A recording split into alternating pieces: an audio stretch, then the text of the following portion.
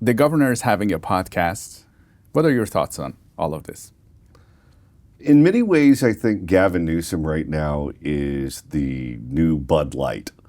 Gavin Newsom is selling a product that no one wants to buy. Gavin Newsom is zigging while the Democratic Party is zagging. He looks at the landscape as it stands right now, and he sees a Democratic Party in disarray. And I think in many respects, he's right about that. But he sees a Democratic Party in disarray in a similar way to where they were in 1992, when they lost 3 presidential elections in a row, and Democrats were hungry to win back the White House.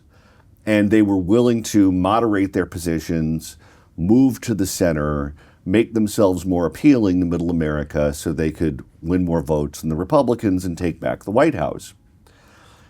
It worked for Bill Clinton. Being a moderate blue dog Democrat worked for him in 1992, and the party was willing to accept it and not demand ideological purity because they wanted to win so badly. What's different right now is that Democrats are angry. The base of the Democratic Party is a boiling cauldron of rage right now. And they don't want to move to the center. They don't want to move to the right. They don't want to moderate the party. What they do want to do is they want to confront Donald Trump in every possible way. You look back at what happened at that joint session of Congress when Donald Trump addressed the House and the Senate, where you had members who were kicked out, who were causing disturbances, Al Green from Texas. You had members who were wearing pink in protest. You had members who were carrying signs that were protesting what the president was saying. Some of them walked out early. They weren't pushed to the side. They weren't reprimanded by the Democratic Party. They were celebrated. They were put on all the talk shows. They received praise on social media. The loudest, most obnoxious, aggressive voices in the room were the voices that were embraced by the base of the Democratic Party.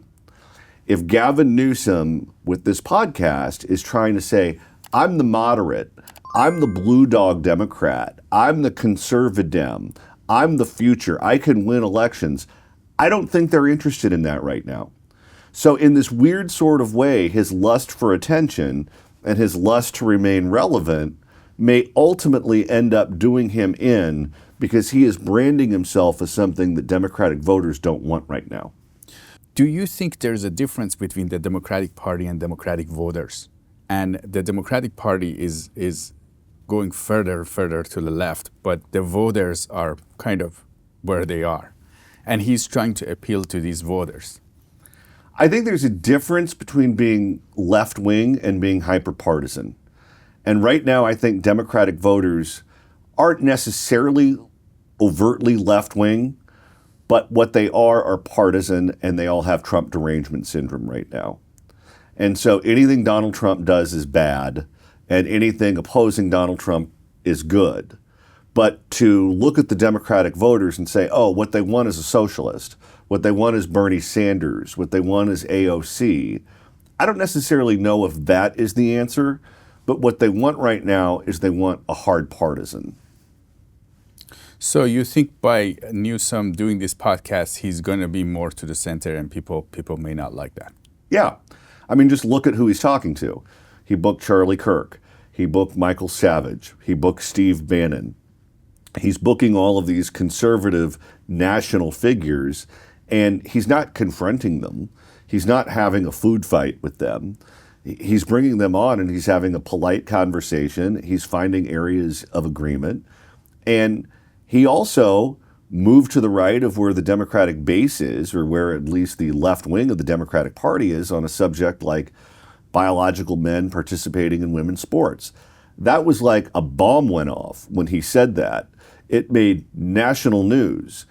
It was something that dominated not just the news cycle here in California, but the news cycle all over the place. He was critical of Black Lives Matter. He was critical of defund the police. He was doing and saying a lot of things in that podcast to let the world know that he is not a Bernie Sanders. He is not an AOC. He is a normal, moderate person. because he thinks ultimately if he can show polls that show him beating J.D. Vance or beating whoever the Republican is, Democratic voters will say, that guy's electable. So even though we disagree with him, this is the winning horse. This is the guy we have to get behind if we want to get back in the White House. But right now, I think they're so blinded by rage, I think he's just rattling the cage. I mean, look at who criticized him. They trashed him on The View, Sonny Hostin. Jane Fonda compared him to Neville Chamberlain in an interview with Fox 11 locally here in California.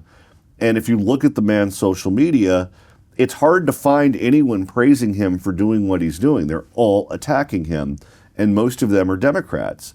So I don't think this is going to work out for him. I really don't. John, there's another side to this where for a long time we haven't had civil conversation. We haven't had two leaders from different parties or different ideologies sit down and have a civil dialogue. Do you think this is going to help to see Charlie Kirk and Newsom having a civil conversation on a format for an hour and a half and not fight each other? Do you think this is going to help the nation? I think that's certainly what he's trying for, or at least that's the image that he's trying to portray. But I don't think that's what the public's buying right now. I really don't. What evidence out there exists that shows that Democratic voters are looking for someone who is willing to bridge the divide? I mean, the closest thing they have to that right now in the Congress is John Fetterman. And John Fetterman, if you look at MSNBC or the liberal media, he is not a hero. The framing of John Fetterman is that he's a villain, is that he is someone who's not reliable, that he is a traitor to the party. I can't believe I gave that man money. I can't believe I walked precincts for that man. Look at what he's doing to us now. I just don't see an appetite out there for that right now in today's Democratic Party. Do you think there is a chance that this Democratic Party could shift to the center? And these people are seeing the future, like John Fetterman's and Newsom's. They're trying to come to the center but the media is still there. Shows like On The View and MSNBC, but they're seeing that people would shift there. Well, we'll have a chance to test that theory out in the Democratic primary, because you're going to have candidates from all sides of the ideological spectrum within that party. And I don't think a John Fetterman could win a Democratic primary right now for president. I don't think that that's in the cards.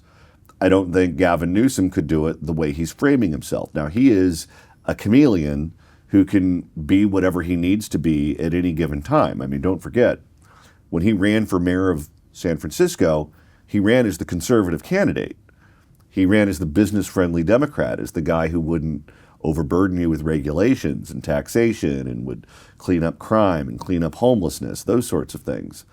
And then when he ran for governor, he ran against Antonio Villaraigosa, and he ran as the left-wing candidate because the teachers union got behind him and threw their money behind Gavin Newsom.